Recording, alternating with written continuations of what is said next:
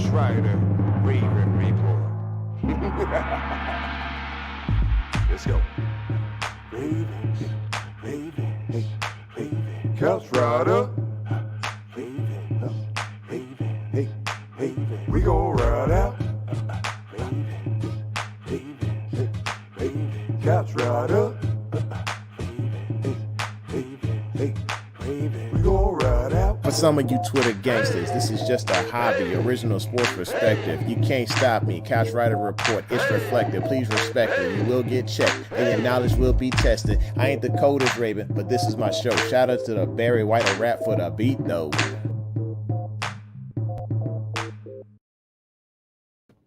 Hey, welcome back to the home of original sports perspective from our couch to yours. This is your host, Jermaine Lockett, your Couch Rider Raven.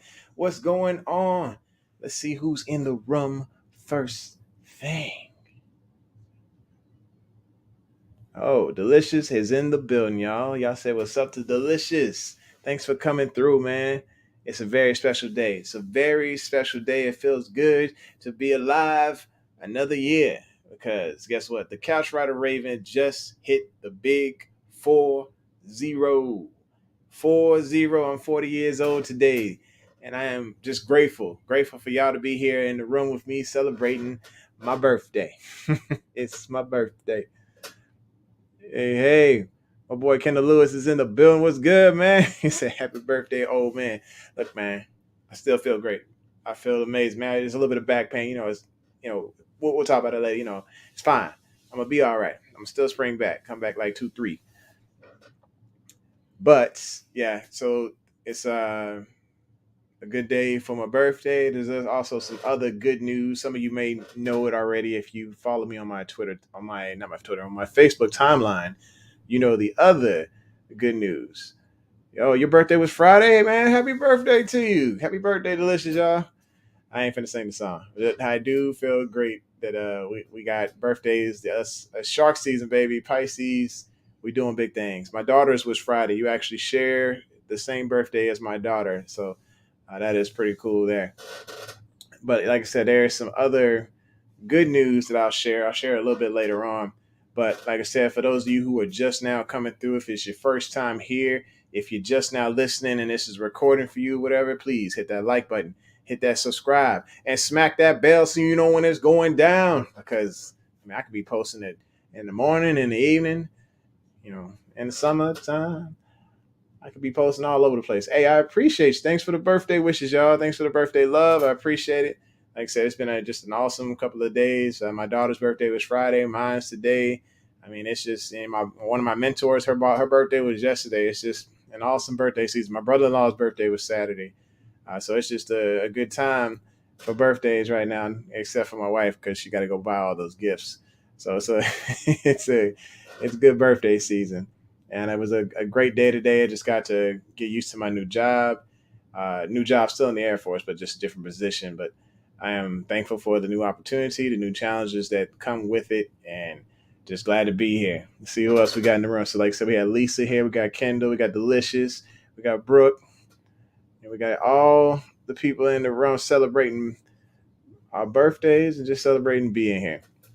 All right, so let's go ahead and get this thing started. Like I said, if you guys could do me a favor, just go ahead and hit that like button. It helps the algorithm. Hit that subscribe, and then make sure you smack that bell so you know when it's going down. That way you get those notifications. You can be one of those first people in the room, just like Brooke, just like my main man Delicious up in here, and like Kendall. Y'all can be some of the best couch riders out there by hitting that bell. So let's get to it. So first things first. We're going to shout out to G-Ro because never mind. He's not here anymore. So we don't have to shout out G-Ro anymore. We have a new offense coordinator, and I think everybody's excited about it. That's good. So let's shout out to you. Thank you for coming through because we are now sitting at 1171 strong. That's how many subs we got right now. Let's keep it rocking. We're trying to get all the way to 2,000. This road is going a little slower than I thought, but hey, with consistency, we'll keep the party going. I don't know where Cameron is right now. We're going to put out a search party. Brooke, you might have to go ahead and put them hands on him when he get in his room. Go ahead and get him. And I heard you got your necklace from Cameron. I saw the photo. It was pretty awesome. So, he thanks you for your business and is grateful for you, grateful for the opportunity to be able to send you a necklace. So If anybody else wants a necklace, I think it costs like $5 a piece, probably plus shipping. And then Cameron will get you a necklace. He'll make you one of his very own custom designs. And I think Brooke, she can actually leave a review of how it was. All right, so today's motivational moments. Talk about it. Our motivational moments due to Women's History Month. We're going to go back and talk about someone who really paved the way for aviation. And because she didn't just sit around, she said the most effective way to do it is to do it. Some people just sit around and they plan and they plan and they plan all day long. I think there was a movie that was these guys that continued to plan and plan and they never launched a website, and somebody snuck right underneath them and stole their idea because they didn't do it. They didn't come out with the plan saying, "Hey, I'm going to eventually execute." They had creators. They had people who were just cheerleaders along the way. They had people that wanted to pick apart and analyze the idea to the fullest, but they didn't have that person to go out and execute. And I'm sorry, I'm going all NCOA on you, but it's the truth. When it comes to life, when it comes to television, when it comes to anything that we're doing, if you don't have that producer who is going to execute the plan in your life, and sometimes you're going to have to be a little bit of everything. You're going to have to be that person that comes up with the idea, that has somebody give you, you're going to have to go ask for some feedback. And then you're also going to have somebody that needs to hype you up. But eventually, you need to put that thing on print. You need to put that idea down. That's how Couch Writer Report started. Let me be real with you. So one day, I'm sitting at work next to the water cooler talking with my buddy, talking sports. And we just go into town talking about all the different stats and just having a blast. And he said, "Yo, man, you need to do it for real." I'm like, "Do what for real?" He's like, "No, just do this for real, like full time. Talk about sports, write about sports, do this thing." He's like, "You know what you're doing. You know exactly what you need to do. Go do it." And so I did. I went and worked for Rand Sports. And Rand Sports allowed me to write for them. It was almost like a writer sweatshop. I wrote 60 articles in 1 month, and they paid me $4. Balling, right? I was a little frustrated because they were writing stipulations, things that I needed to meet, quotas I need to meet for them. And if I didn't meet those, it didn't matter how many articles I wrote, they weren't going to pay me what they owed me. They just found Tripwire to basically make sure they didn't pay you. So I was like, "Hey, if I'm doing that, I might as well do it for free." Then I started my own website back in 2014. Started writing on that. Things started getting good. Then, it had its ebbs and flows, and then people just stopped reading. And they went over to video. And then, of course, they went over to a popular channel called The Engraving, followed that guy, and he blew all the way up, and things looked really good for him. Then I caught on around this time frame now, about, 2 years ago or a year ago, and started doing this. And, I mean, like I said, but I kept doing. Even though you fail, you get back up, you keep going. You find that plan, write it down, but execute. Don't sit there and just dwell on it. Do something with your life. That is your motivational moment. Looks like Cam Rouge's trying to come in. I'm not sure what's happening with his device, but he'll be here in a second. All right, let's pay some bills here to see what these folks have to say. Oh, Burke's saying he's always late. Yep, yeah, that's true. No, he's actually been on time a few times. Get that man, give him a break. He's an actor, an artist, martial artist. He's a rapper. I mean, he's a nice expert. This dude does it all. Like you got to give him a break, man. We just like one item in the schedule of many of the famous Cam Rouge. All right, here we go. So Lisa says, "I'm ticked about Giro not being here. I'm willing to give Todd Monken a chance." Lisa, I gotta be real with you. I rode that train all the way until the wheels fell off. I was very excited about the main man, Giro, and everything he was able to bring to the Ravens, because we had one of the greatest ground games for a couple of years. And then when, I don't know, things kind of dried up in Denver last year, it was kind of heartbreaking to see, one, the offense just wasn't productive. And two, of course, we lose Lamar to injury, and it was kind of frustrating. And but we're gonna be all right. Anyway, we got my main man, Cam Rouge, folks. And man, y'all gotta see what he's wearing. It's looking sharp. Yeah. Yes, sir. He got on the couch right Ravens shirt, man. Looking clean. Look at him. So fresh, so clean, I appreciate you, man. Brooke, I heard you all the way in there. I'm throwing clothes in the wash today. I'm waiting for this thing to get right. First of all, fresh, brother. I got a lot of love today on this shirt, man, for my clients. They say, "Oh, this is nice. This is nice." Hey, sure. Tell him about the channel, man. That's what you gotta do. I told them. I said, "This is the channel." He's like, "Oh, this is the podcast." I was like, "Yeah." Yeah, you gotta tell them to hop on because I found out the way that I put the letters, it really has people like dive in. They're trying to figure out what those last two letters are or last two words are, and so it sparks conversation. Yeah. And a lot of love today, brother. Clean. That's what's up. It looks great on you, boy. I'll tell you, it look a whole lot better on you than it do on me. Man, something's wrong. I don't know. I missed it. I ordered mine wrong or something. It's not as many muscles in it. I don't know. It's not sure. You good. Yes. Oh, hold up. Brooke gave a little cheese here. She says she loves her necklace. She's wearing it now. I want some merch next. Okay. All right. So these I'm gonna have to if I do an order. I want some food, bro. I've been waiting for my dinner. I want some food. How about that? He wants some food. Okay. Cameron is willing to give up a shirt for some food, apparently. I want some food, bro. You better feed me. Absolutely. All right, so we do an order for shirts. I'm gonna actually. I think what I'll do is I'll set up the merch for the YouTube, so it'll be sitting underneath, and maybe I'll do that in like a day or two, so that if you want to go ahead and order, we'll make it possible for you to order a shirt.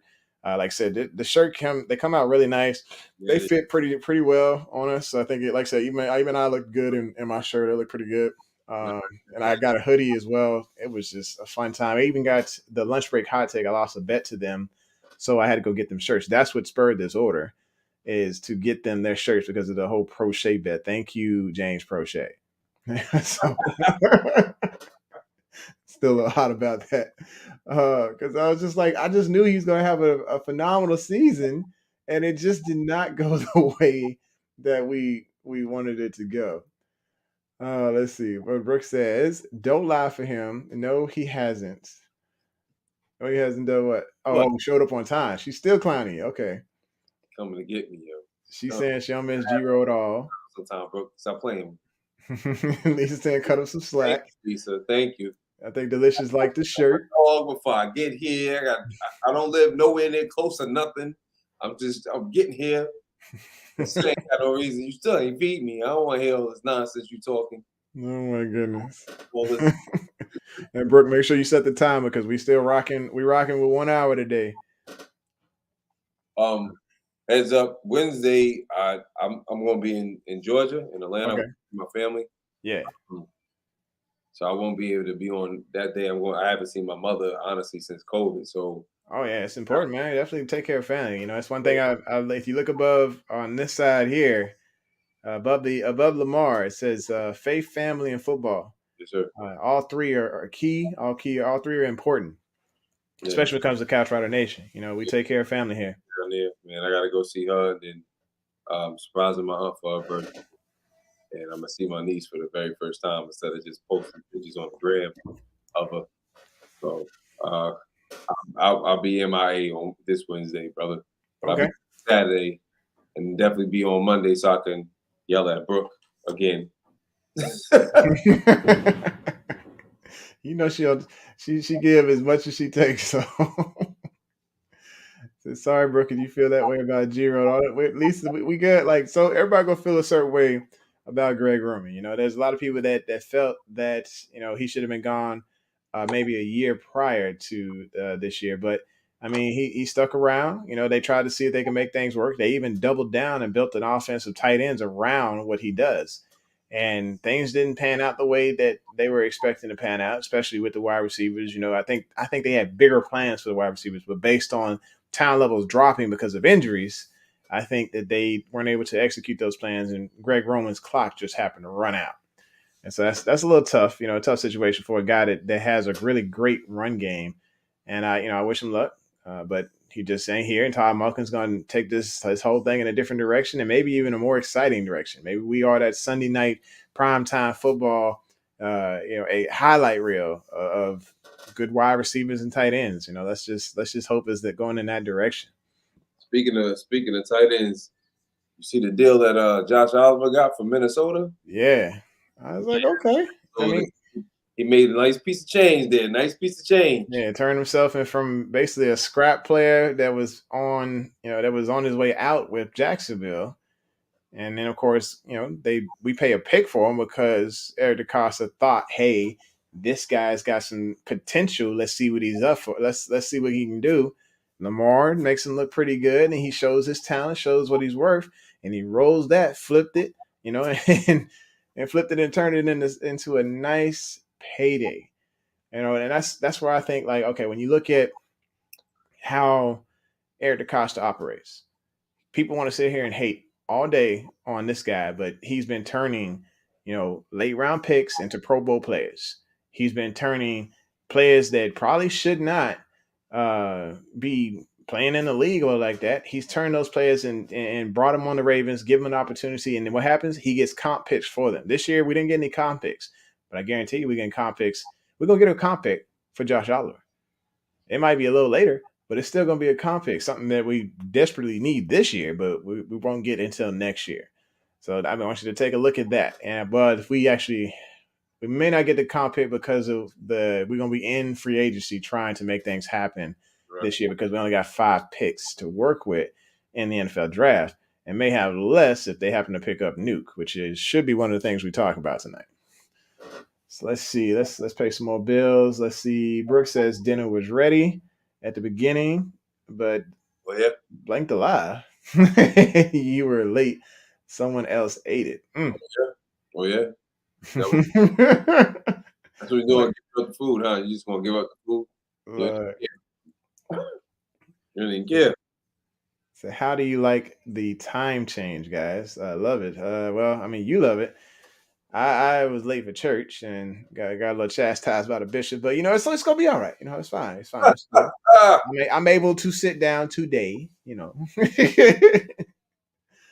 right. No, it was fine. I was just a little bit late, and I think I might have been 5 minutes late for the meeting. But it was like I looked at the clock that's on the side of my bed and forgot to change the time. All my phones was going off as far as the alarm clock, and I'm like, hey, I got a whole hour. I don't know why this alarm clock going off. And I still went back to sleep. Yeah. Anyway, let's talk about Calais. So Brooks saying it's sad, seeing Calais. I mean, he could be back, right? He'll be back for a cheaper deal. Baltimore is all about the deals and making as much room for whatever type move is coming next for the Baltimore Ravens. Because right now, I mean, we're in the green because we were able to move as much things around and restructure contracts and release players in order to make that room for the Lamar Jackson and non-exclusive tag. But I think they're trying to make the room to make it happen to where they can actually put him on a deal, or just simply match what is being brought to the table when he is free to go talk to teams on Wednesday. So you saw the title. We're sitting here, we're like, what's the deal? What is the free agency deal for the Baltimore Ravens? We had a lot of things leave out of the house, but what's coming in? What is coming in for the Baltimore Ravens? We're losing. That man get a deal. That's what's holding us up. Yeah, I mean, you see, Marlowe's not even moving his pitch right now. Yep. Look, if we can get a deal, that cap space open right back up. Right now, we got nothing. Yep. Got nothing. And I understand a lot of people saying, well, he's being a trailblazer by not having an agent. I'm at this point in time, I really feel like this is part of the reason why you need an agent, because right now the tampering, somebody should be talking to his people right now. I don't know who they can talk to. They can't talk to him. You gotta talk to somebody. Would you go reaching for your soda? Yeah, I was a little too far away today. I was just back in the saddle, y'all. But he was on the couch. Now he back in front of the desk, so he can. I fell off the wagon, man. You got beat by the fool. I fell out the couch back in front of the fridge, you know. So it's okay. He said it was going to be couch, rider on the couch. Yeah. All of a sudden, he slid back in front of that computer. Look, I just needed to be in front of the refrigerator, you know, just in case I need to get here, you know. And I mean, don't get wrong, I had the soda and the other stuff. I think I had it. Oh. I still got my water. Still got my water, you know. It's just a little back and forth. Mm-hmm. All right, so let's go back up. We're gonna talk about Adit said. Actually, no, not Adit. Delicious. He said, I remember Cal saying a year ago that we should move on from Calais, and the Ravens surprisingly did today. LOL, this hurts, but hopefully we get him back. That wasn't. How can I say this? Old guys. I don't have a thing for the older guys. When you get that much older, you got to wonder, like, all right, what do they have to offer each year as they have put another year on their life, you know? And of course, they put another year on their life in the NFL, and it's like putting 10 years on your shelf life or whatever in real life, you know, just like kind of like dog years, you know.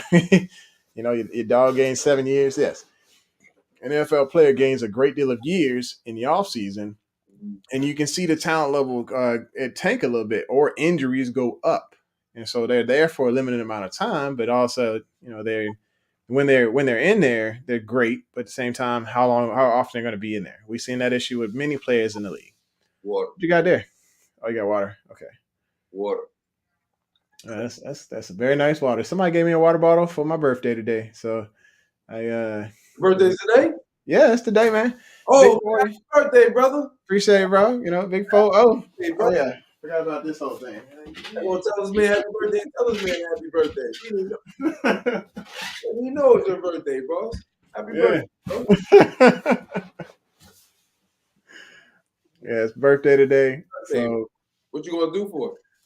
Oh, I mean, I went to work, got to take my new position today because I made Senior Master Sergeant. That was the big news. Oh, congratulations, sir. Yeah, so great birthday present to be able to celebrate Senior Master Sergeant and be able to celebrate 40 at the same time. So that's it. Hit the numbers. Hit the numbers, baby. Absolutely. Staying on it, you know, and I still feel like people they saying, hey, I look like I'm 25 or something like that, or 28, so I'll take it. Yeah, man. You ain't look like you aged at all. Yeah. Good, brother.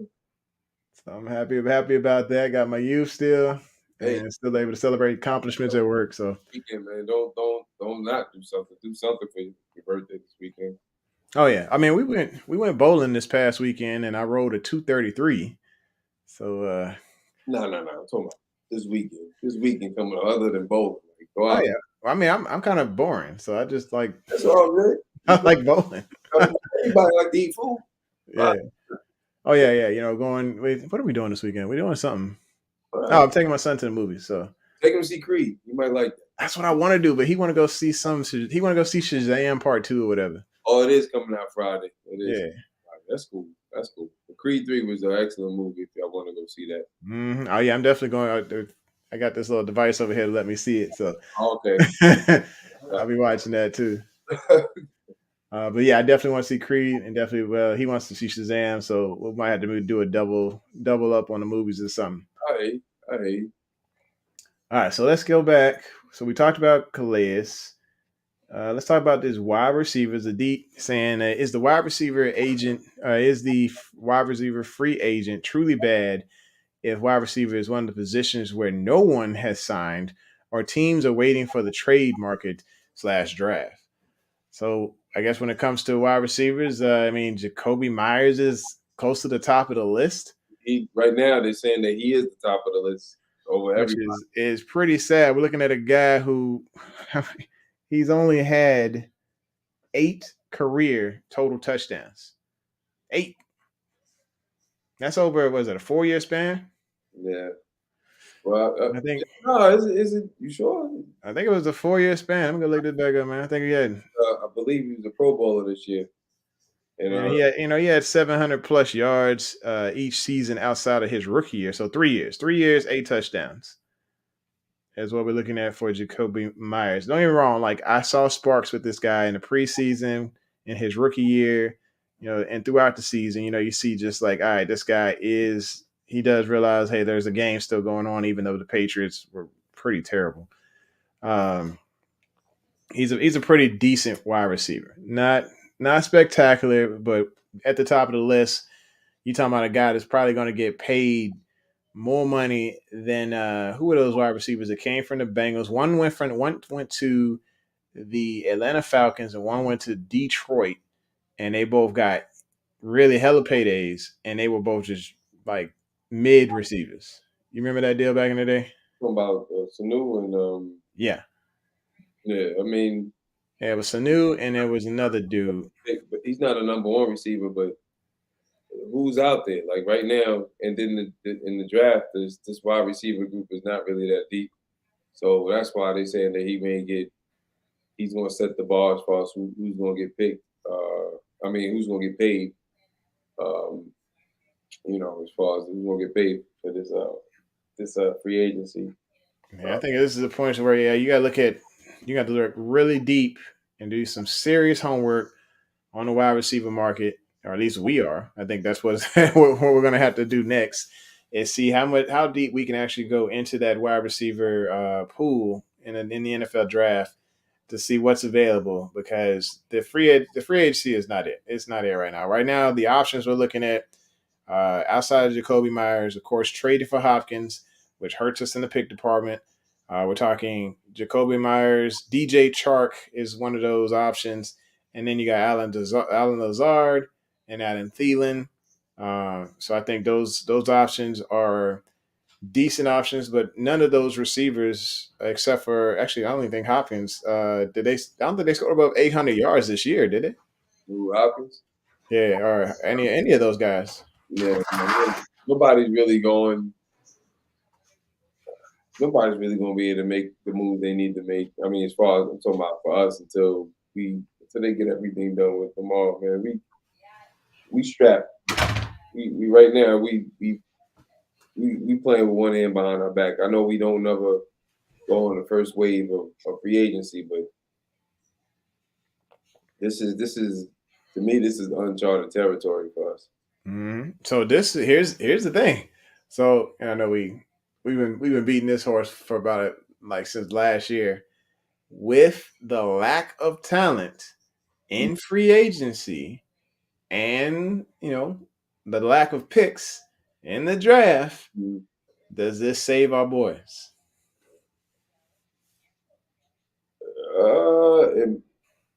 And when I say our boys, just for y'all, I like to hear this, but yeah, just so you know, for our boys, we're saying Tylen Wallace and we're saying James Prochet. It might say my boy before it say your boy. Only you trying to kick my boy out? Look, it's a package deal. We in this together. Only reason I say that because he's going into his fourth season. Yeah, that's true. You know what I mean? True. And Tylen still got it, a year behind him. So that's the only reason I say that. But that's why I didn't. Only the other thing that may happen is that they may trade Duvernay. Just to open up more cap space. Only because and to get the picks. Yeah, I mean, yeah, because his money is going up, not because he was a Pro Bowl receiver, because he was a Pro Bowl kick returner.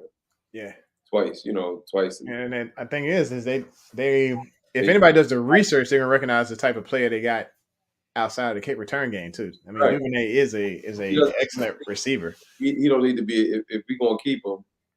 He don't need to be playing kick return. You got to get somebody else in that spot right now. You know what I mean? Or you got to cut back on, even though as much as he doesn't want to come off the field, because he's earned somewhat of a right. You gotta cut certain things out that makes sense, because each year there's been some type of injury holding back. You know what I mean? Yeah. From continue to be progressive. It doesn't matter if we pick up OBJ. Yeah. So I think the way he had that tryout, I mean, he definitely increased his stock, his chances of being able to sign wherever he wants. He looked like the old OB. He doing what he normally do.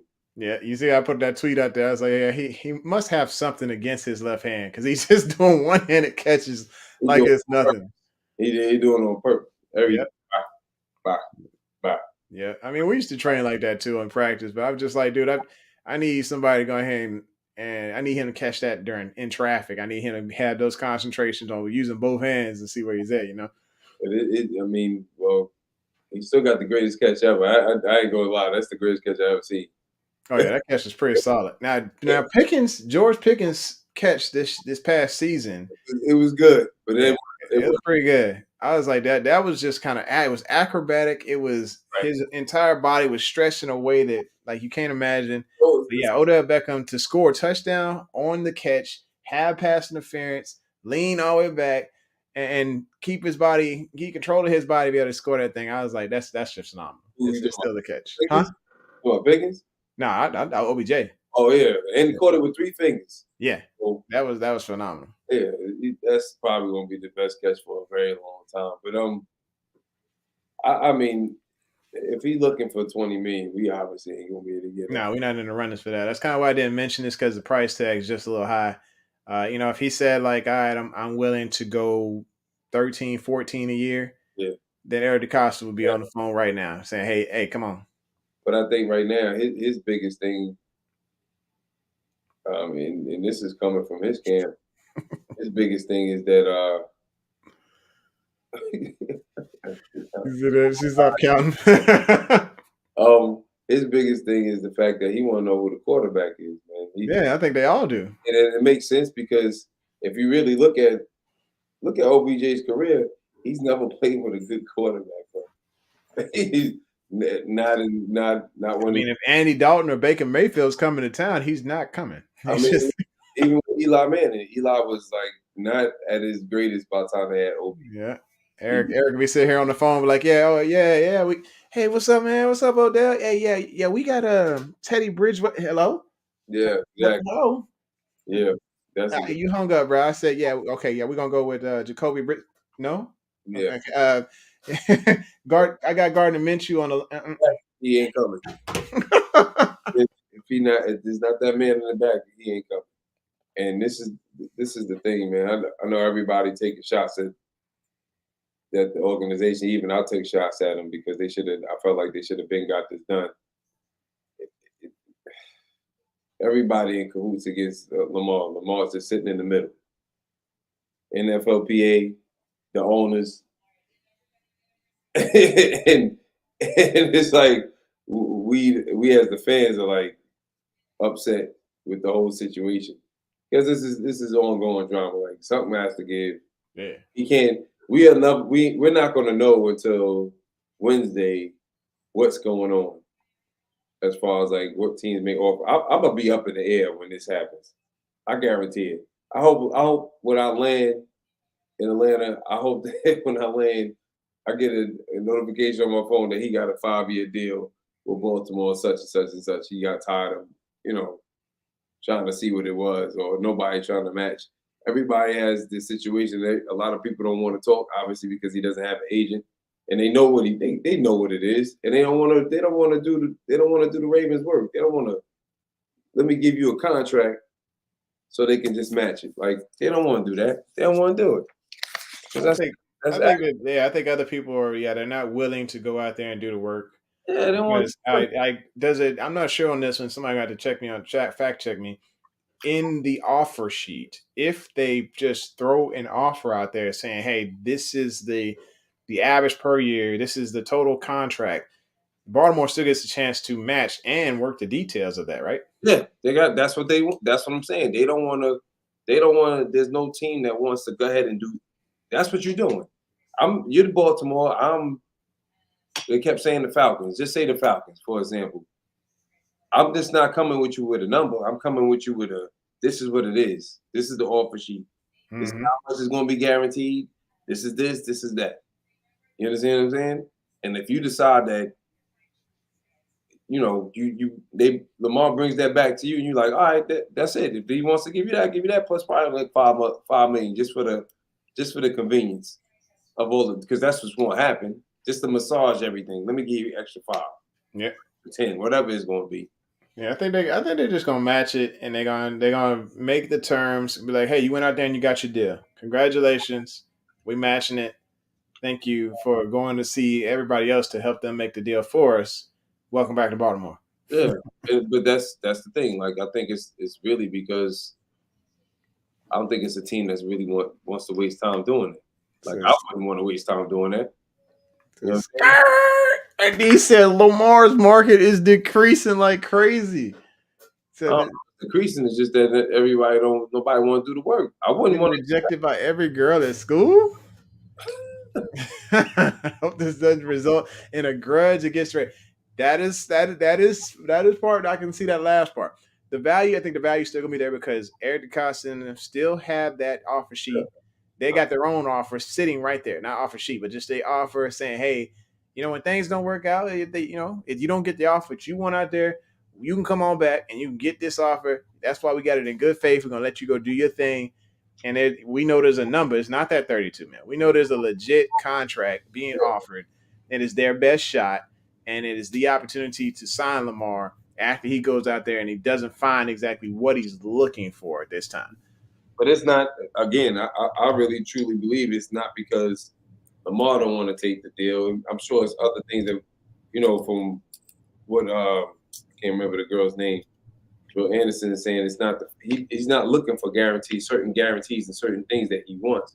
But you got the NFLPA like, no, don't take that. We're gonna get you all this money. They can't do it. They're not gonna do it. Mm-hmm. Like, you gotta tell the NFLP like back off. They doing. They trying to get we're gonna get you all this money. So all right. So now you got NFLPA trying to use him as a pawn. The owners are trying to blackball him in a way to like, oh, we're not gonna make this president like we're not gonna do this. This is a conspiracy. We're not gonna do this. So now they're coming at Lamar. Lamar's in the middle, like, all you mother. So all you mother. Hell in a minute. I'm putting cases on all you mother. Absolutely. I think Delicious makes a good point here. So the more that we're seeing in free agency, teams signing players, Jimmy's over it. Where's Jimmy? Jimmy going to Vegas. That takes Vegas out of the equation. With all the quarterback Bears. The Bears trading that pick to Carolina, and Carolina paying a full-on buttload for it. Yep. That means Lamar's out of the sweepstakes for Carolina. Atlanta said no. They said they're sitting at number 8. They're sitting at 8, and they're saying like they're not putting all a reporter from there said they're not putting all they want Reader to compete. They won't put everything behind him as far as like him being a starting quarterback, even though he was 2-2 as a starter and he did well. They want to see if they can get somebody, they're at 8, they're in the top 10. The quarterback, bro. It's 4 or 5 good quarterbacks. If my man from Tennessee wasn't hurt, he'd be in the top 3. And that's what I was about to say, bro. So Brooke mentioned a good point. Miami picked up Tua's fifth year option. So that means that Miami out of the market now because they don't pick up Tua's 5th year option. So you got ATL out, you got Oakland, Las Vegas out, you got Chicago out, you got Carolina out. I mean, everybody's out, or at least a few of them out. So right now, if Aaron does not sign, unless Aaron doesn't sign with the Jets, the door is really starting to close on the opportunities for Lamar to sign with a team. So Lisa mentioned, we'll bring this up, and we'll go back to the free agency talk. So guys, what's your take on Adam Schefter mentioning $133 million? You want this one? You go ahead first. So when it comes to the $133 million, that was the amount that was at the signing. That was a signing bonus. That wasn't the full guarantees. The full guarantees are somewhere around 100 in the 180s. Was the number that the Ravens offered. It was $133 million at signing. Adam Schefter and what's his face, Stephen A. All of them got that wrong, and they kept thinking that was the fully guaranteed money on the deal, and they screwed it up and made things look even worse between Baltimore and Lamar. They tried to create that rift. Now, the cool thing was because the negotiations are being handled behind closed doors, that Lamar and Eric DaCosta knew that wasn't the real number. They knew that, Right. and I think. Sorry, I got balloons going off in here. So scared the crap out of me. All right. Yeah. So So yeah, that's the answer to that there. it's not. We don't. No one really knows the amount. Everybody's saying certain things. There's some people saying, "Oh, why he won't take the money?" Or he said he wouldn't take 250 guaranteed, but that was never offered. So we don't know what was offered because Don't be laughing at me, Brooke. I was legit scared. I'm in Nebraska and gunshots going off in my basement. Look, all right. So when it comes to Brooke brought up a good point before she started making fun of me. She was talking about the Bucks getting Baker. That's another team that's out on Lamar because the Bucks are trying to. feels like this is where the disrespect is, y'all. And I don't know if y'all see it in the reports. The disrespect is this. Hold on, Rob. I know you got a question. Yeah, we'll get to you, bro. Come on. This is where the disrespect is. If you listen to how everybody's talking, they're like they don't want to change their offense to support or to cater to Lamar because of him being who he is as far as dynamic. Okay. So let me. This is just a question. What you gonna do when Anthony Richardson comes in? He's not Lamar. He's another version. To me, he's definitely another version of Cam Newton, probably a faster version. Yeah. I mean, they said developmental. I mean, and they mean that because it's 1 year. He started 1 year, 1 full year. But again, you're talking about catering to the offense, catering to your quarterback. So you want to, basically, without saying, it seems like everyone's saying what he's been hearing all his life. Well, since he got before he got drafted, I don't think he's a good enough quarterback to do this and do that and throw the ball. Like he's being questioned without being questioned because the way it's being said, if you really listen to the way it's being said, it sounds real suspect. Like, damn, y'all don't really. I don't hear this about any other quarterback. I really don't. Like, I don't hear. Oh well, we got to change. We may have to change the offense to cater to him. Why you got to change? You ain't got to change the offense unless there's certain things that you want. You can put things into the offense that you can take advantage of his legs, take advantage of those things that he can do. But why do you have to change the offense? Why does the offense need to be changed? Yeah, let's see what Robert Gray has to say right here, man. You got the questions. Let's shoot, baby. He said correct. So I don't know if that was what it was. Maybe I was already talking about it. Okay. That's what it was, Rob. But go ahead. All right, so we sitting here, we talking about these free agency options, whatever, and we talking about Lamar. We talked about how Baker is basically going to fall in love with the Buccaneers going to fall in love with Baker Mayfield. They locked up, or they about to get engaged. You got Miami out. You got Carolina out. You got Atlanta out. You got Las Vegas out. You're about to have New York out. Chicago's out. So that leaves teams like Houston, who sit at the top of the draft boards. You talking about the Colts? They sit at the top. So it's like, okay, well, where is Lamar going to fit? People said, oh, he's going to have 12 different fits before they put him on that particular tag. Where are these fits at? And then, of course, let's just say, the nightmare scenario happens. We have 2 first-round picks because Lamar's gone elsewhere. I took this little thing down here and had a nice little funeral and everything else for it. Who are we signing? What is our response to this whole deal? Because, like I said, I mentioned the names earlier. Tyler Huntley is not exactly ours right now. He's a restricted free agent. And so restricted, of course, is the same thing as Lamar thing is going on right now, to where we could put a tender on him and he can still go shop around, get a deal, and we can match, and then they get that tender. It would be a very tough situation not even having Tyler Huntley as the backup if we put a 3rd round tender on him. And I think they probably might put a 3rd round tender on him because it won't cost as much as that 2nd round tender. And realistically, people will pay the price for that 3rd round pick. And they, but I think he would want that opportunity to start. So he would want to go somewhere that they would tell him, hey, look, you are our guy. but those opportunities are far and few between right now. I mean, if Lamar can't find one, I know Huntley can't find one. And then you got who else is on the market? I mean, we already mentioned Baker's still out there, Jacoby Brissett, Teddy Bridgewater.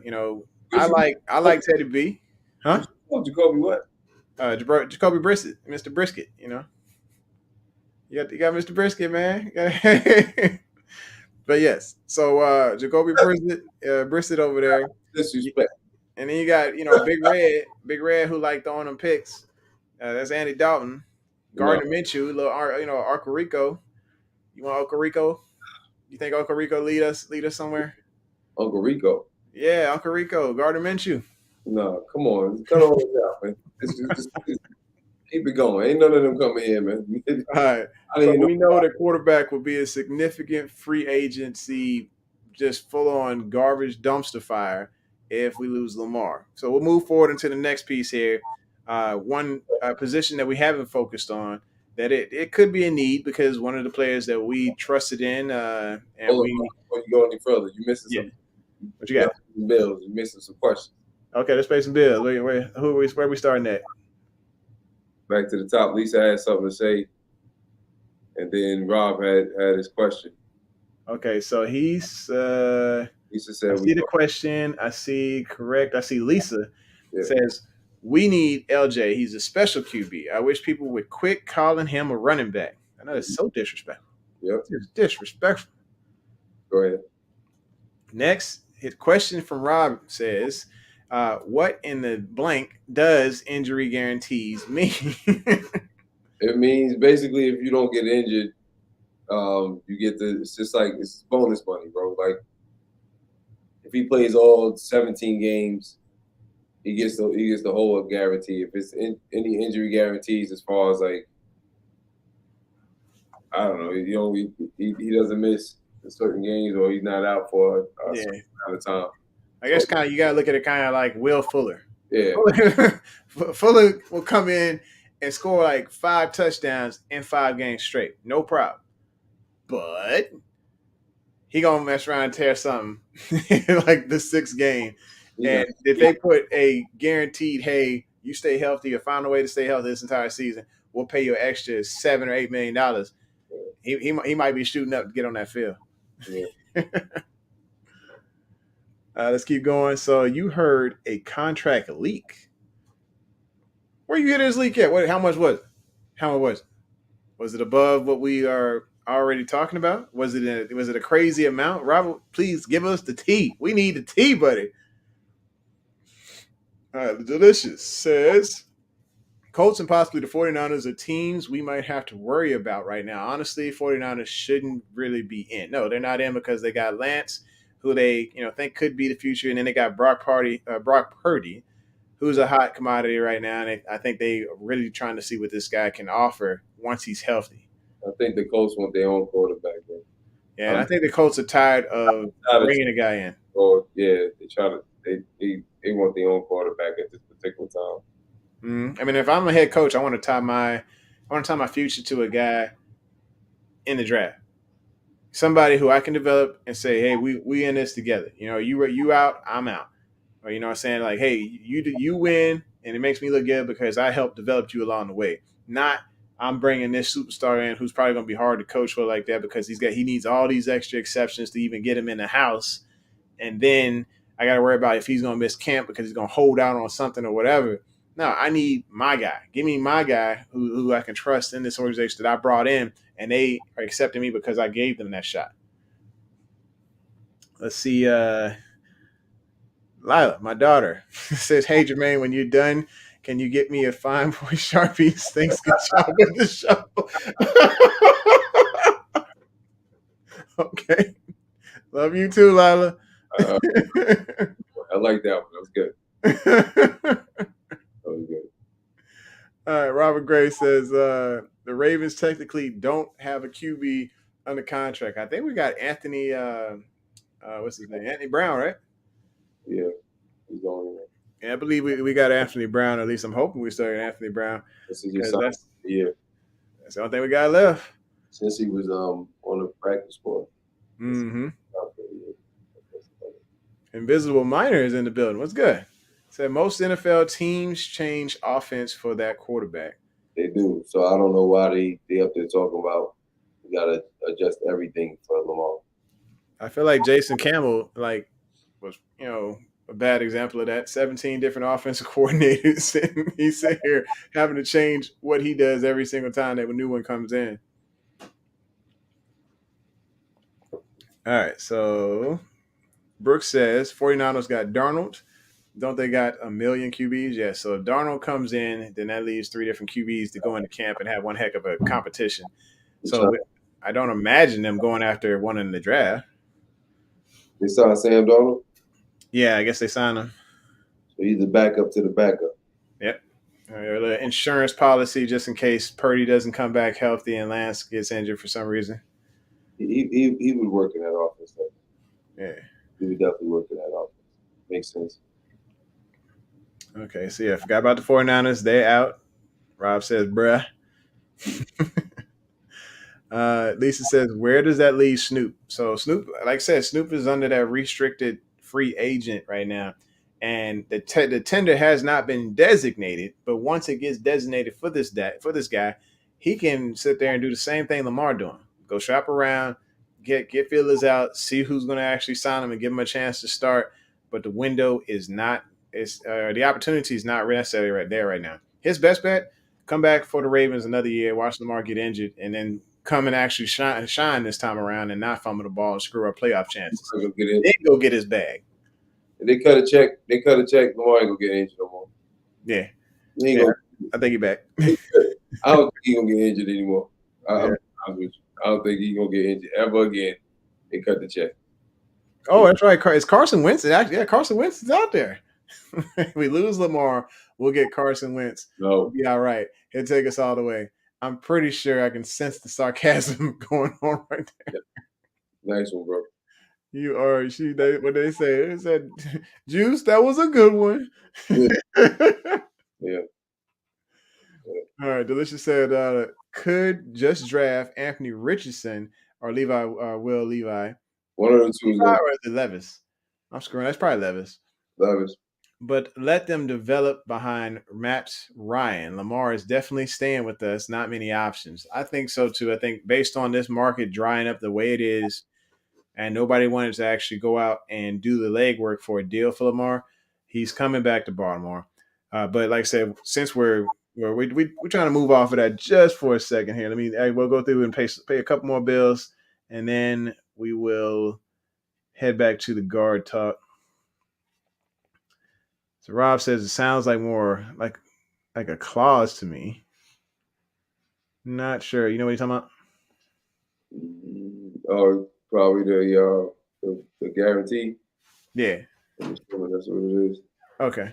And then Brooks saying Adam Schefter is talking out of yes, he was talking out of it. Yeah, I think they were just guessing. My thoughts are I guess I know what's going on over here. Yeah. Because the NFLPA got a lot to do with this, man. This is that's why this is why I wish, because the money is so big, that he just had an agent. You can never compare. I mean, you can't compare a quarterback's money to a linebacker's money. Totally different money. A linebacker's never gonna get a full guarantee. That's one. Number two, I think his advisors are not from the NFLPA. Whoever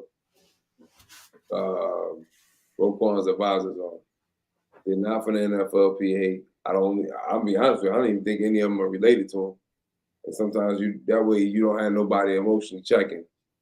Like, if I'm negotiating for my child, you say something I don't like, I might give you a little face, like, look, my man, like, you know what I mean? Because if they negotiating with his mom, if his mother looking over something, then she might feel some type of way because that's her son. You know what I mean? I don't know. It's just him and his mom and the NFL. Oh, Shefty leaked it. How does Shefty leak it if Shefty is not in the camp? What do you leak now? I don't know. Did Shefty leak something while we sitting here on the show? Because I don't. remember him leaking anything except for false details. Not for the 133. Oh, here it is. Shefty reported basically what was already said. The 133 is signing Yeah, with the injury guaranteed and all that. Okay, so yeah, that's yeah. I'm pretty sure that was information that was already shared by Bashotti and Lamar that they agreed before they even signed that silence thing or whatever. yeah. So that silent agreement or the gag order or whatever, I don't know what they call it. Anyway, Invisible says most of the time we had this. I'm not sure what he's saying. I'm not going to say black. I'll just say you hit a lot. That I don't know. We got to clean it up. I'm not sure what you're saying. It says, yeah, it sounded like the contract they offered had 8 incentives. And then he does need an agent. This deal would have been done a while ago. Oh yeah, I think so. I think that at that particular there's a point where the agent would have probably, let's say Drew Rosenhaus is there. He'd Yeah. have probably told the NFLPA that, look, I can get him a deal and it'll be a decent deal that ups the amount of guaranteed money that could really level the playing field when it comes to guaranteed contracts, and I can get the deal done. But y'all can't sit here and go for everything. No, you're right. All right, so here we go. We are moving on to guards because Ben Powers just signed with the Denver Broncos.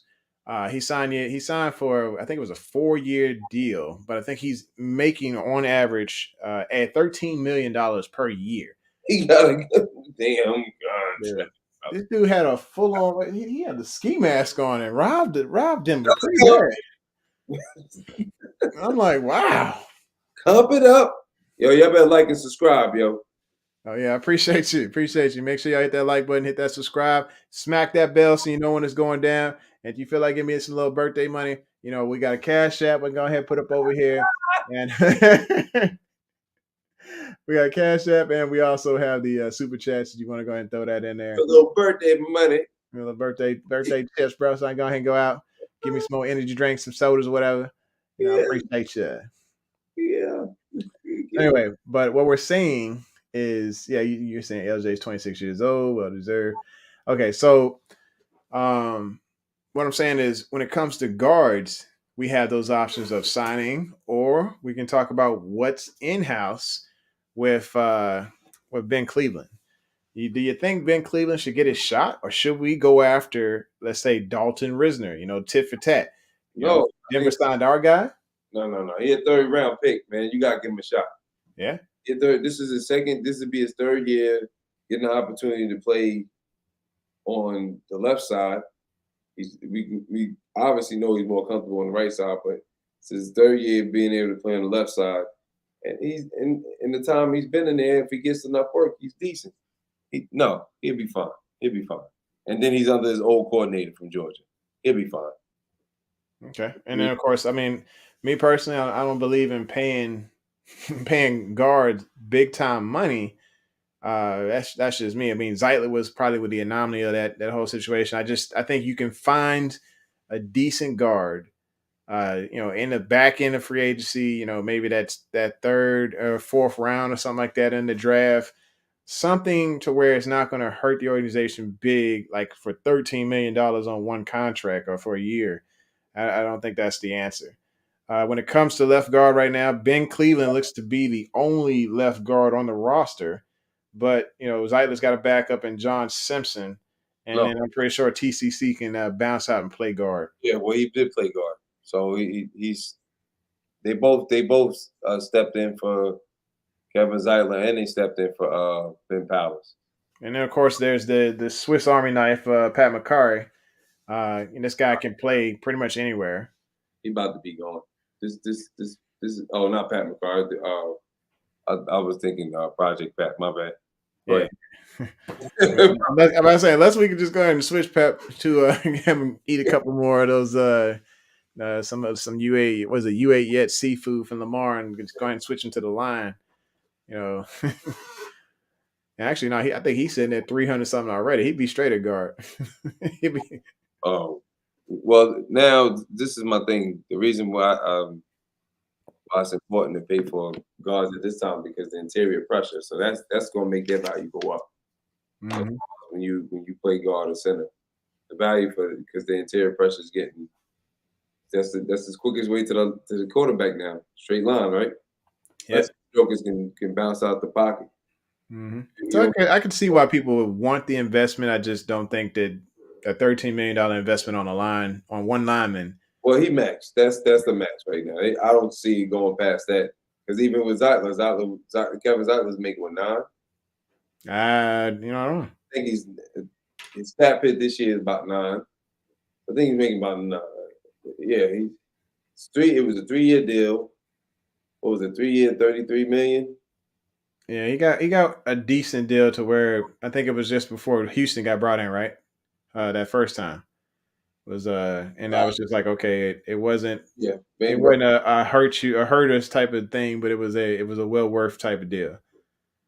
Yeah, a 3-year deal, more like a 2-year deal. So he's playing. He's playing out his third year option, which they probably can restruct it, and extend it.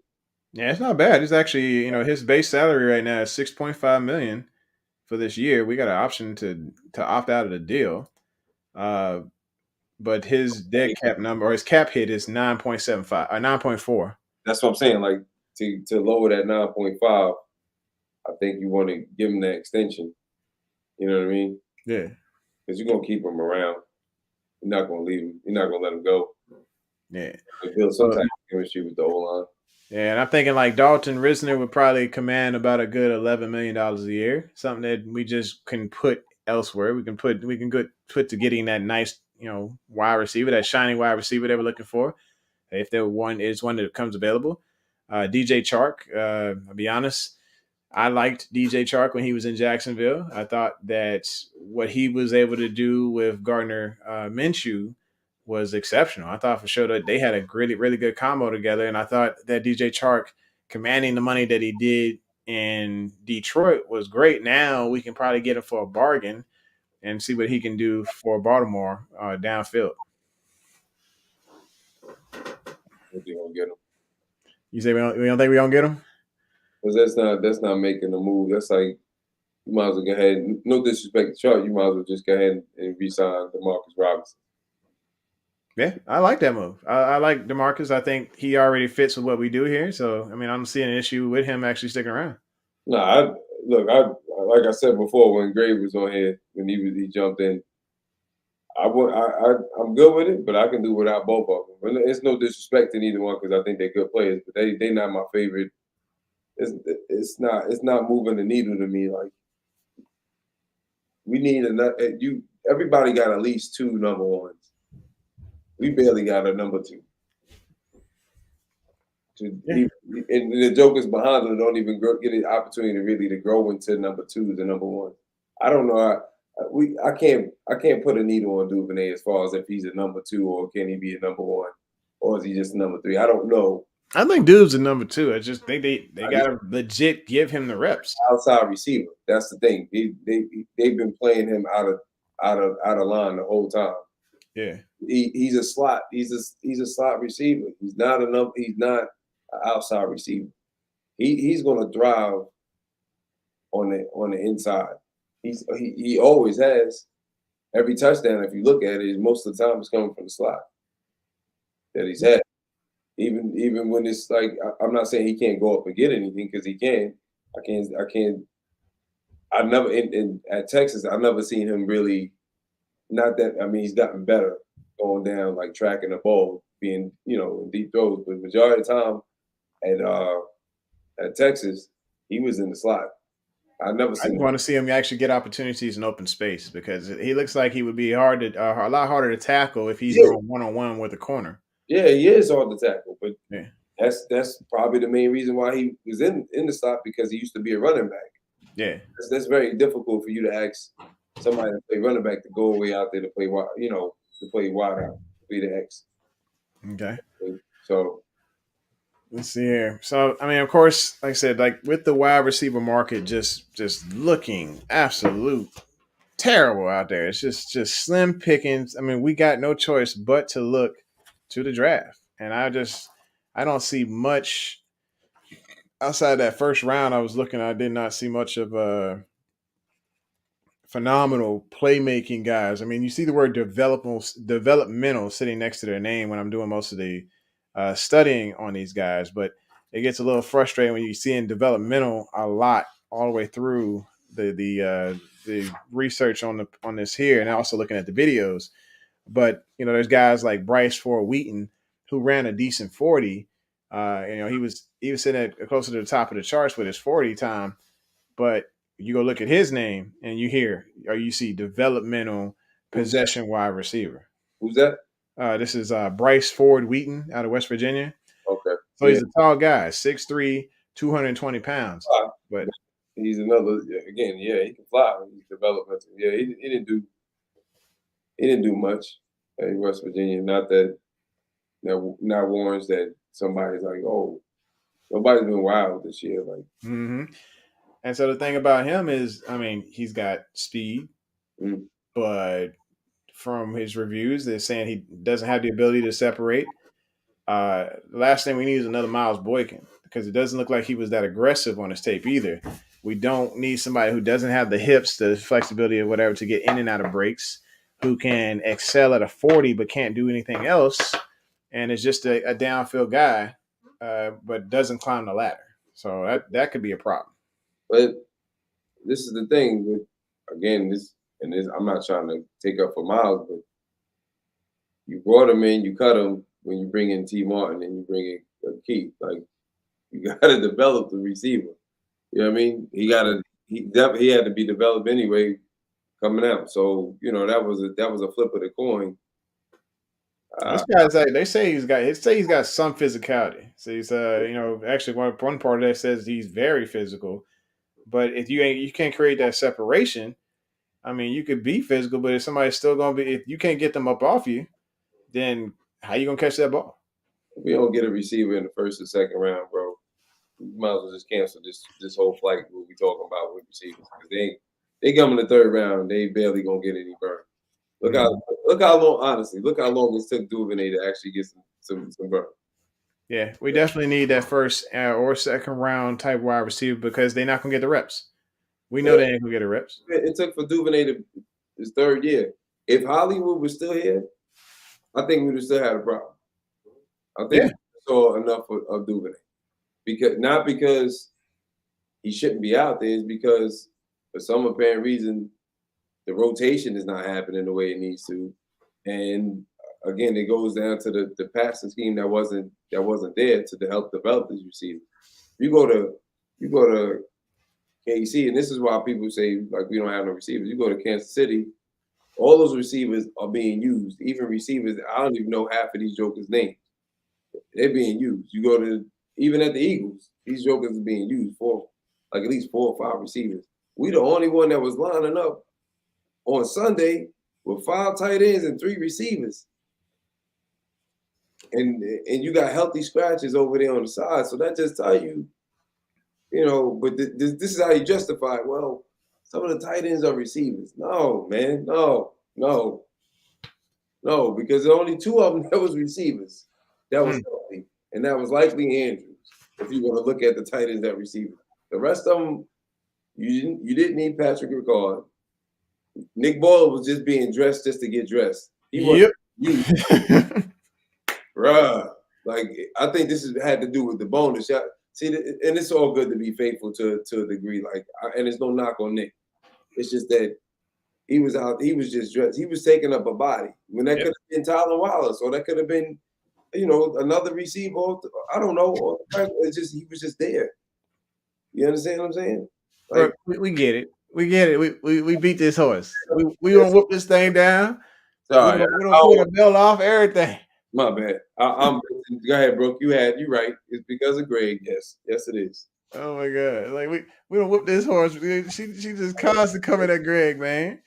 It's frustrating because the reason why I say it is frustrating because we don't know right now, and then we got look how much is going on right now with the team. Yeah, we trying to stay out the red. How many times have we really had to have this problem? We've never really had this problem before. And the only reason we in the red, or we're going to be in the red, because for some reason the NFLPA and the owners and everybody using Lamar like he's a freaking pawn. So they're playing chess. He the only piece that's moving them back and forth, moving them back. Who gonna win this? Mm-hmm. Like, that's holding up our progress. I know we know, and again, I know how we normally do in free agency. We normally wait for the second wave, but we ain't got no wave right now. That Yeah, old kind of wave. ain't Yeah, the first wave is really sad. It's sad, they called it the show Free Agency Frenzy on the NFL Network, and it's not really that much of a frenzy now when it comes to some of the skills position. I mean, yes, for the defensive side of the ball, skill positions is looking great. See how them D tackles is getting paid. Yeah. That's why I said the guards are getting. That's why the guards are getting paid. D tackles are getting paid. Oh yeah. We don't need no more safeties. The safeties and the receivers, the only ones that's on the clock. The quarterbacks, the D tackles, and the offensive linemen are going. Oh yeah, they're going. And just quarterbacks and wide receivers just sit here just like money for the poor, money for the poor. Money left. There's gonna be a lot of money left for y'all. Let's chill over out here right now. Yeah, because ain't nobody trying to pay out no wazoo for these damn quarterbacks. The market is just got completely just ridiculous for the quarterbacks right now. When you see Geno Smith making $37 million a year, you're just like, all right. Yeah. Which, quarterbacks is going, money is going. Yeah. Look, San Francisco, they made their moves. They paid their guard or the tackle. I forgot who it was, and then they got Hargraves from Philly. They spending though. So a couple of guys I want to talk about is what is it? One of them, it was Tyler Scott. So this guy scored like 9 touchdowns in 1 year. I think he had like 900 receiving yards. What do you think about him? It's coming out of Cincinnati. I haven't seen a lot of tape on him, but he's like, 10? Yeah, 5'10", 185 pounds. You're pretty good. Yeah, he's a speedster. And I'm thinking, we still need that person that's going to stretch that defense.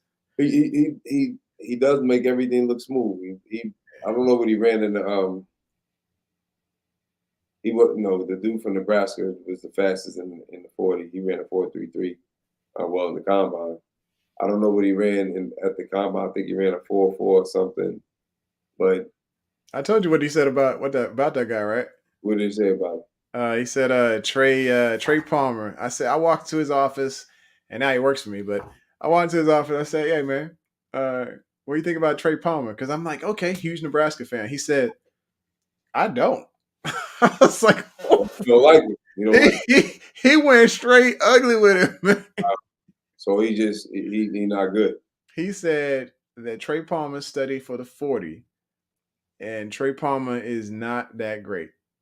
He said he's like, Trey Palmer's probably one of the better receivers to come out of Nebraska. He's like, he saw nothing special with Trey Palmer that says it's going to translate to the NFL. I was like, dang. I was like, it's like that. I know he's really hard on his Cornhuskers, but this is like one of the most hardcore Nebraska fans I've ever come across. But he's just like, nah, I don't think of Trey Palmer. He's like, because he's not significant. I was like, dang. Wow. Well, you know better than anything. Mm-hmm. So this another guy is Marvin Mims Jr. I think we talked about this guy before. Is this another version of Hollywood Brown? Not sure. I'm not really sure, and I'm also not sure if Baltimore wants to go take another swing at an Oklahoma wide receiver. I mean, we've done it already with Clayton in the first round. We've done it with Hollywood in the first round. Yeah. Do you want to go again? To let you down. And they keep letting you down at the end of the day. They keep letting you down. I mean, I don't think he's not a first round draft pick. We gonna get him in. He's not in the top 5, boss. Yeah, and they're saying this guy he averaged 22 yards per catch in 2021. Huh? So they say he averaged 22 yards per catch in 2021. Okay, look. 2021. That was last year. Was with Lincoln Riley. This year, he's not in the top 5. If he was with Lincoln Riley, then I would say something. He's not in the top 5. He's not in the top 5 receivers. The top 5 receivers, Zay, that's Flowers. You frozen. What did he say? He said more Clayton than Marquise Brown and but he can play, and he has a third round grade. Marvin Mims does. Yeah, third round grade. Third round. Okay. If we don't get a receiver within the first 2 rounds, he Yeah. ain't on ball. I mean, I can see him. I could see somebody getting desperate and saying, "Hey, this is a second round type of guy." I mean, Yeah. of course, the two that I really would like to see is JSN or Zay Flowers, kind of Baltimore. Well, Uh, both of them have been linked to us as far as in the draft. But what do you then, think about Kayshawn Boutte? Keyshawn, Kayshawn Boutte, LSU. yeah, I know you. I know you love your LSU boys, but yeah, I think even though I do like my LSU guys, I just seeing him where he pulled a disappearing act, not this past year, but the year before, and all of a sudden he's just starting to thrive now, and everybody's kind of on his jock, and I'm just like, meh. I'm thinking, yeah, second round grade on this guy. I just didn't see that much flash out of him. A lot of people they saw other things, but I didn't see Odell Beckham when I looked at this guy. I didn't see Jamar Chase when I looked at this guy. I didn't even see Landry when I looked at this guy. I just saw this is just another guy, another set of hands. yeah, he good. If we not talking first or second round, boss, it don't even matter. Yeah. Is this the truth? Like we gotta. Only way we gonna get a second round pick is if we obviously trade somebody or we trade back in the draft. Mm-hmm. And the only person I've seen that may be on the trade block, I was looking at the Ravens app, that may be on the trading blocks is PQ. They had his pitch up there. I didn't get the opportunity to read the article yet, but Yeah, he took all this stuff off of social media and making a big stink. And I think that the deal is that they recognize the writing on the wall. This guy is about to hit a bigger milestone next year. I think that's the 5th-year option, right? yeah, they didn't pick Next it year. up yet. Huh? He didn't pick it up yet, so Yeah. So it's like we yeah. can't, they don't want to pick it up because of the fact that they know exactly how much that's going to cost for a first rounder for a 5th-year option. And they're not ready to pay that. They just paid Roquan. You can pick up a young linebacker in the draft, and you don't have to be a first round draft pick to be quite honest with you. Let's see here. So Justin is saying these guys are first round. You think Jalen Hyatt is a first rounder? I think he got it. I think it hasn't. Everything hasn't been shown, but his story to me is more addictive than any other than Zay. His story, the fact how he worked his bond off because he could have hit the transfer portal. He just worked his way up. He could have left. He could have before the new coach got there. He could have left, hit the transfer portal. He worked his way up. And we can't fault him for the style of offense they ran. But you ain't just gonna light up Alabama like that and not be noticed. Like it's Bama. Like come on. Yeah, he's got dynamic speed. They would take the top off of the defense, but like, what else can he do? I want to see more. I mean, and look, this is the one thing that I do like about him. He got great hands. Everything I saw him catch is all with his hands. He's a hands catcher, so that tells me a lot. Now, as far as what else he can do, guess who we got there? We still got Keith there. Yeah. Guess who else we got there? We just got old boy from Kansas City there. So, and I think that relationship between them's got to be able to coach them through those injuries too. Yep, get them in open space. Look, to revamp a whole offense, a whole wide receiver room is going to be the hardest thing in the world to do. Justin, don't come in here and get disrespectful, man. What you say? You talking about I've been overseas too daggone long. Yeah, I don't know. You talking about read something? What anybody got time to sit here and listen to this lecture? So anyway, but yeah, Pat Queen possibly gone. Like I said, writing's on the wall. Dude's not gonna get paid. But yeah, when it comes to the wide receivers, I'm like I said, I know who I'm stuck on, and I know that I'm not high on Jalen Hyatt. I still want to go back and watch more to see what's there with him. I mean, they just the way they ran their offense, they just got him in open space. So, he was always stacked majority of the time. But you can't fault. It's just like the quarterback. They was like, oh well, what did they say? The knock was I can't think of the quarterback's name for the life of me, but the knock was, oh, he was just hitting wide open people. He said, "Isn't that what I'm supposed to do?" He said this to the GMs and the coach. Said, "Isn't that what Yeah. I'm supposed to do? I'm supposed to find a wide Yeah, open. supposed to be wide open. Yeah, like, I'm hey. supposed to do what's in front of me. Mhm. I can't do I nothing. mean, you got quarterbacks that don't do that. They sit there and see the wide open guy like I don't understand what the knock is. you know, it's the style of offense that the Tennessee Titans, I mean Titans, Tennessee Volunteers run. But if I want to compare it to anybody's offense, I'll be honest with you, it's very much similar. We got to go to it. It's very much similar to Kansas City because it's that college style offense where you get receivers wide open. But that's the whole point. yeah, it's all about space. Give him his space and let him do what he do. How he go somewhere, man, and get a chance to develop, he gonna be a problem. I would take a shot on him. He reminds me of.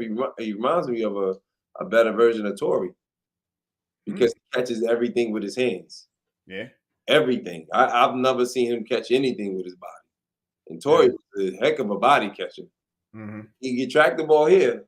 That's the only time I seen Tory catch with his hands. Other than that, anything hitting him in his face mask, he need to use the body. So, but Now, would you take him over Jordan Addison from TCU, from USC? USC, Yeah. um, I don't know. That's a good question. That I got them running just about hand in hand. Only reason I say that is because um, sometimes I like to see effort even when you know the ball not coming to you. And sometimes I think Addison took some time off. Like I don't like that. That bothers me a little bit. But on top of that, only person I wouldn't take. There's only two receivers that I only put in front of him right now, and that's my man from Ohio State and Yeah, Flowers. JSN. Yeah, him and Flowers, only two. But what about like Quentin Johnson? I like Quinn, but I need to see more. I need to see the routes. Like I need to see more. I want to say like when I saw that I seen other games of him, but in that Michigan game when he caught the ball and he took it to the house, like that was the only time I felt like I was watching. Like he gave me just body type. That's it, just body type. He just reminds body type wise. He reminds me of Randy Moss. His body type Okay. in the way he runs, but Randy is obviously a different animal. Oh yeah, right. I mean, it's kind of hard to compare a Hall of Famer to. And yeah, I'm not comparing in that way. I'm just saying like Yeah. body type, like because he looks like he's not running fast, but he's running past people. You know what I'm saying? Okay. So you got that gazelle type. Yeah, yeah. But I don't know. I think for me, I like Zay. Um I like Zay because he can play inside and outside. I like JSN and I like Hyatt. I think Let me write these down. So you had to put them in an order. in You order, say, yeah, you had to say top five. if I had to put them in order, Yep. um, wow, that's good. That's good. If I gotta put them in order, I'm gonna say JSN right now, Okay, JSN number one. number one. I would say Zay Flowers number two. Zay number two. I would put Hyatt number three. For me, this is my order. Yeah, yeah, I'm with you. Yeah. Over from TCU. Johnson number four. Johnston. My order. It's my order. Just got his order. Come on, Cam. Yeah, I appreciate it. I'm like, you got it. I've stopped. I've ignored him for he on timeout for a minute. I forgot. Uh, So let me bring it back. I forgot about Addison. I totally forgot about Thought about Addison. Okay, so Addison above Johnson. it.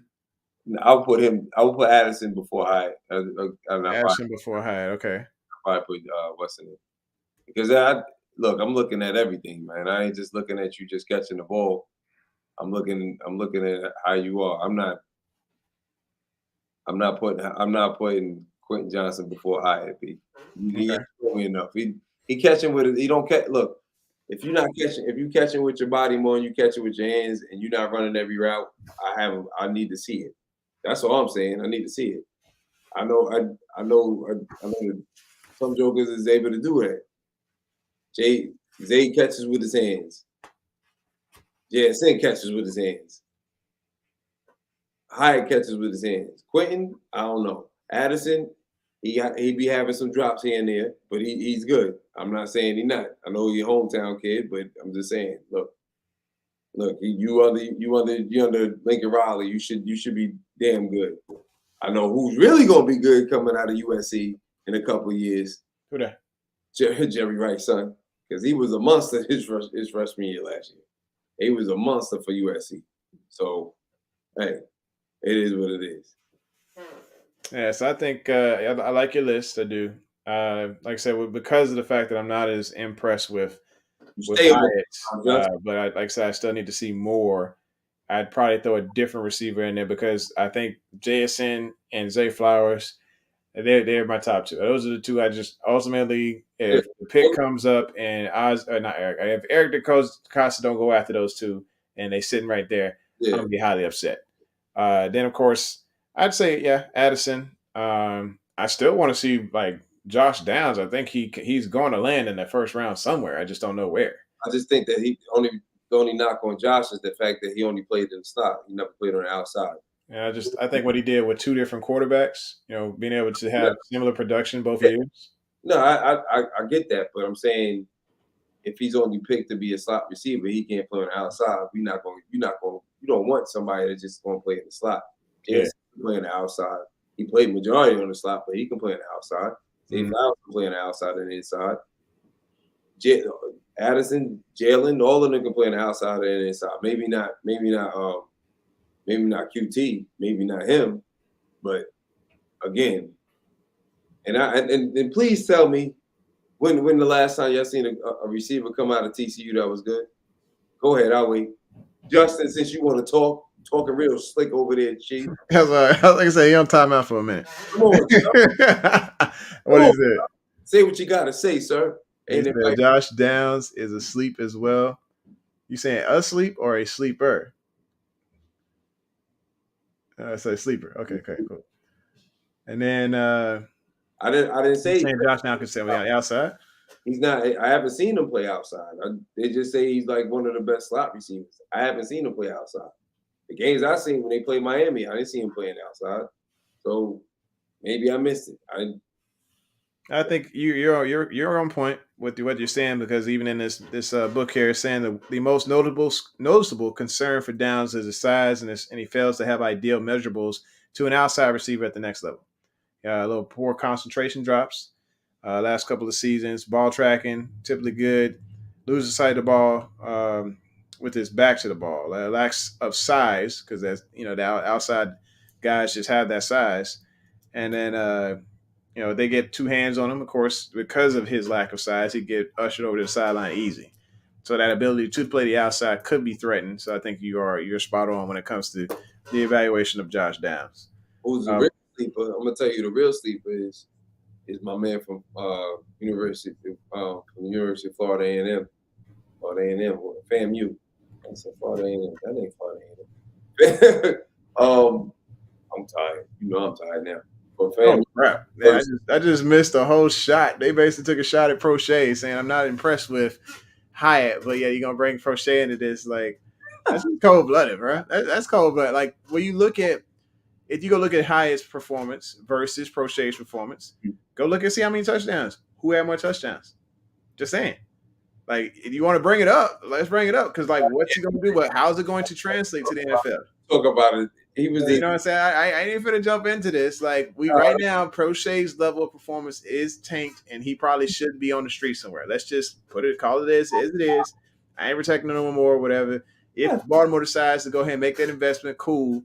But, moving on, I think Hyatt does have that ability to take the cap off of defense. I mean, basically, but I just want to see more routes. That's all I'm saying. I'm not saying that he's not a phenomenal receiver. I'm saying he's not my top 5. Or he's not my top 4. I'll say he is the 5th. Oh. I ain't got Downs in my 5, man. Y'all can keep talking about Downs if you want. He ain't in my 5. I don't care. I don't care. Look, he's gonna get drafted. He's just not a first round draft pick. He's not for me, he's not a first round. I told you my 4, those 5 are my first round. That's if we grab one of those, I'm pretty much okay. But I don't see nothing past him as far as in the first round. Second round, maybe if Downs is there, yeah, okay, we grab him. But going back to what it is that it's gonna have to be. I don't know. QT, I think he got all the measurables. He looks the part. He ran routes at the combine. He didn't run a 40 on purpose because he just wanted to practice on his routes, which is understandable. I'm sure if he blazed the combine, I mean, at his pro day, that obviously he's gonna go first round. He might be the first one to go off because everybody want to, they want another Metcalf. But for me, I'm telling you what it is. Like, so Rasheed Rice, hold up, Big Red just saying, he brings Rasheed Rice in here. Like I said, I saw this guy's highlights. He looked like he could catch anything on the field, and it seemed like every time I turned on Instagram, this dude was lighting it up. I better watch out for Smith, man, from FAMU. Nobody talking about him because he went to HBCU, but this dude, he the same size. If that's the case, he's the same size as Zay Flowers. He's shifty. He got speed. What's the guy you said? I think his first name is Herb. I'm not sure. I know it's something Smith. I can't think of his name right now. He went to FAMU.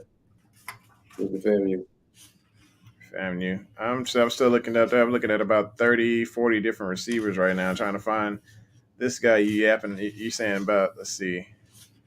You want me to look him up? Yeah, look him up because I'm not seeing this guy. You said last name was Smith? Smith. Hold on. Of course, it's not. I don't think I got any HBCUs in Xavier here. Smith. That's his name, Xavier Smith. He went to FAMU. Okay. He ran a 4.38 in the combine I don't think he went to the national combine, but he did for the HBCU. He ran a 4.38. He can play inside, outside. He's shifty, bro. He's shifty. He can easily be a sleeper. And he's nice. And another hand catcher. He got crazy body control. It's like a late fifth round guy. Huh? So it's like a fifth round guy, or maybe undrafted free agent that picked up and is a steal. If he get to the 5th round, that's like just because he went to a black college. I mean, that's how they do. Every year, the second they see HBCU sitting on there, they drop you down the charts. He got at least be. I would say the lowest he should be is the 3rd round. He's that damn good. He should, he really is that damn good. Like Kansas City was all over him at the combine. They was asking him all types of questions. He has that he has that it factor. Like he's shifty. Like since Kadarius Toney is there, just using him as an example, he's shifty like that. But his route running is different. He can run any route. Play outside, play inside. Great hands. The opportunity. Somebody gonna get him. Yeah, I think school matters. It does factor in as a big factor. I mean, just going through, I was listening to an audio book on Marcellus Wiley, Columbia guy. And because they thought it was just an education school, it made him slide out. It made him slide out of the first round, even though he worked his way up from a projected 7th round pick all the way up with some of the most amazing eye popping stats. Mm-hmm. They still didn't select him in the first round, even though he was a first round talent, outperformed everybody on that field for the combine. Had the look. They put him in. Of course, they put him in the underwear and had him to, look. He was more chiseled than everybody else out there. He had the combine down pat when people weren't even coaching for the combine. Okay, there's what's the name? Hargraves went to South Carolina State. There's a lot of Shaq Leonard went to South Carolina State. There's a lot of players that's going to come out the HBCU this year that's going to get drafted. Another one from one of the linebackers that played for Detroit went to Jacksonville, went to Jackson State, played under Dion. There's gonna be another linebacker coming out. I think his last name is Miller. He plays. He has like a rock. He was in the Senior Bowl.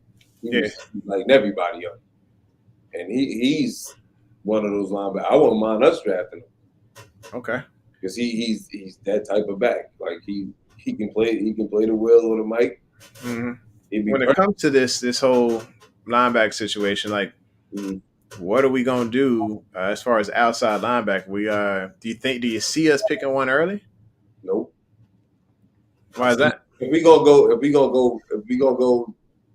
1-7 in the D line, I wouldn't want us to go outside linebacker. I think we need to pick somebody to replace Calais because that's what you need to replace that talent at the end at that 5 technique. We don't have it. Mm-hmm. Urban is there, great run stopper, great run support.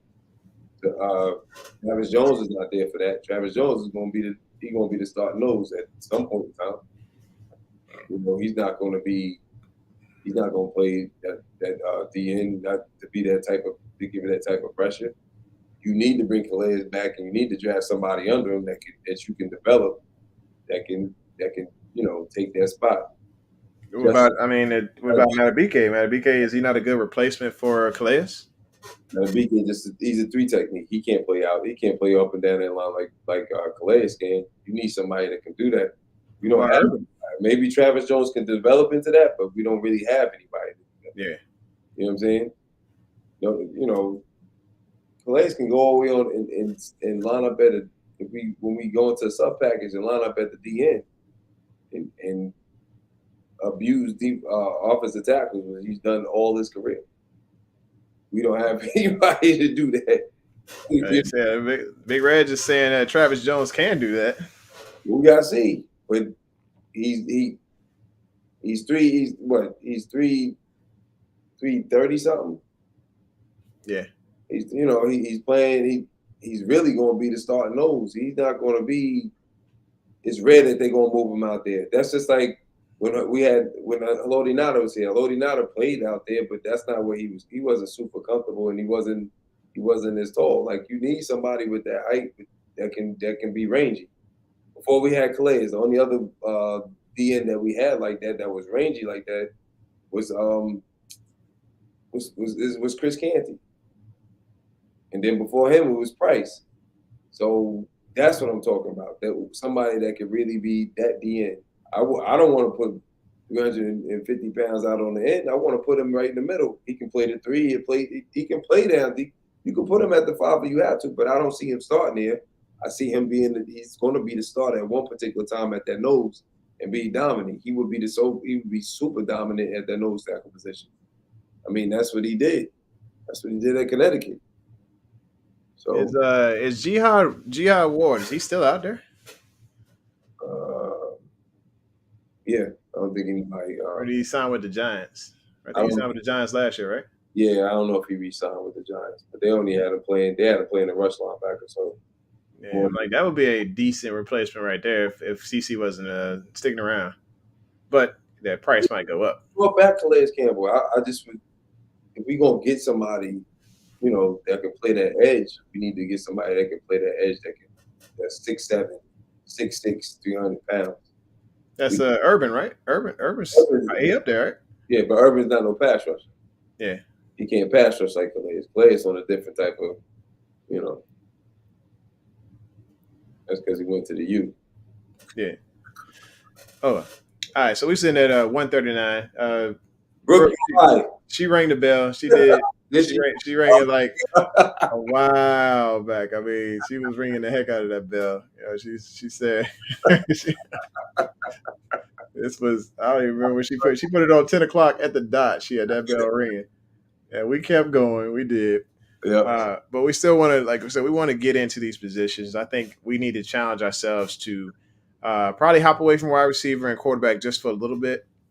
I think we do need to talk about a life without Pat Queen, because that is how we're going to get those picks, Justin. I think if Pat Queen gets traded on draft day to acquire a few more picks, I think it is going to benefit the Ravens to go after something with one of those picks, but I think multiple picks is what the Ravens are going to need to look for in order to be able to pick some of those players up that we're looking at, and we're going to look at a few of those the next time we get together.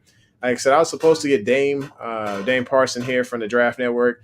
He got a little busy, and hopefully we'll be able to see him next week. He did lock in next Monday with us, Okay. but we'll see if we can get other people on the show. I don't know if y'all know Captain Defense. I know him on Instagram. I can probably swing him by for an interview. Mhm. He's been a fan of my writing for a while, and I've been a fan of his. Been following him on Instagram for a while. We chatted up every once in a while, so looking to see if I can get him on here. I reached out to Marcellus Wiley himself and talked to him about his book. So we'll see if I can actually reach out and get him on the show. I mean, he does his own show right now. His Never Shut Up show, like I think is what it is, or I can't remember. It might be some Never Shut Up Network or something like that. But I'll follow him and see if we can get him on the show as well. So if you know anybody else that wants to pop on, wants to just be part of this original sports perspective from our couch to yours, please let us know. We just have fun with it. We just chopping it up, just sitting here chilling. Speaking of chopping it up, my man got his own show here, chopping it up with Cam Rue. You want to tell him about it? We gonna talk about a little one more game. No, yo, I got a few episodes up there. I actually wanted to post another one. Basically, like I said before, chop it up with Cameron was basically about. I wanted to do something a little different where it's like, okay, we can add the live stream, the one-on-ones, how we doing there. But if you are in my location or I can get to you in some form of fashion, I want to do it differently as far as like maybe ask a couple questions, but really get into whatever your passion is. Whether it's you play like I have I worked out with Kareem McKenzie, former NFL offensive tackle, played for the Jets and he played for the Giants, two-time Super Bowl champion. Man, you held your own in there. I watched it. He making me work. I enjoy it. I've also few people I love. So I went and interviewed my teacher. He was my first one of my teachers for 52 blocks, martial arts style. Coach Light Burley. He's originally from New York, but he lives in he's training at a boxing gym in San Antonio, Texas, I believe, right now. Mhm. So we did it over the live stream. Also, Miss Chelsea. She lives in New Jersey, but I couldn't get to her at the time, so I interviewed her over the live stream for more mentorship, and then I also participated. I was cast by her to be one of the actors, to be actually the lead role in. It was like an off-Broadway mystery play that we did my first time because we actually filmed first. We did some filming, and then we had to perform live to connect the filming in front of all of these. It was a business event, and we allowed the businesses to participate. So it was like, how you watch the movie Clue, or I think it's called Knives, which Yeah. is new. It Yeah, was or whatever. Yeah. so like we made people wanted to participate. So I'm putting that together. I'm actually going to probably post it tomorrow. Okay. But the next one will be my heart, which will be my dad. I'm going to go see him when I leave Wednesday, and I'm going to help train a couple of his students, martial arts students. They've been raised, so probably going to touch hands with them and do some work. You know what I mean? As far as like some of the stuff that I do here in the styles that I've been learning, and then go through my roots as far as like where I started with martial arts with him, and post some pictures and everything. Want to get that on there, so that'll be the next interview. So with the interviews, I asked a couple of questions, but it's mainly I want people to enjoy themselves, man. I want them to have fun. So like I said, when we get opportunity, I'm gonna ask you a few questions about maybe about the military, anything, even this with Couch Rider, and then really I just want to chop it up, man. A lot of times if you're able to ask the right questions or just asking people about their passion. You ain't got to ask too many questions. People like to talk, man. When it comes to something that they love, that I notice, it's just let them talk. Let them talk, and you get a chance to talk. So it's just that's why I say you chopping it up, because I don't want to get all into your business. I ain't trying to be like, so what was your last night? So what you do last week? Like you know what I mean? I'm not about that. I want to know, why you enjoy doing what you're doing, why you love it, and certain general questions that I may ask you something that, maybe personal to you in a good way. I want to keep everything positive, and I want people to see the wonderful and the beautiful spirit that you have. Because I think people need to see more positivity opposed to always hearing something negative or seeing something, over the top. So, I'm lining people up. I obviously haven't gotten to everybody because I've been busy trying to get stuff done with, myself, as far as like, my business, my personal training business, and my acting profession and my music profession. Got new music coming, by the way, new song coming. Brooke, you better get it too, bro. Oh yeah.